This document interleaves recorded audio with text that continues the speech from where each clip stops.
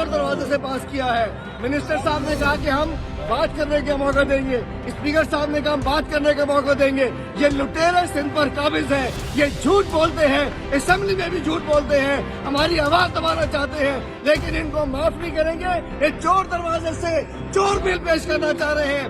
बिट्टो निजाम आणण चाहिनि था, सिंध दुश्मन निजाम आणण चाहिनि था, जरदारी कानून आणण चाहिनि था, सरदारी कानून आणण चाहिनि था, बाजारी कानून आणण चाहिनि था। न इस बाजारी कानून को मानते हैं, न सरदारी कानून को मानते हैं। ये थोड़ी है किसी से पूछा नहीं है। हमारे साथ हमारे अपोजिशन के एमएनए के साथी मौजूद है, टीएलपी के साथी मौजूद है, एमके मौजूद है, पूरी मौजूद है।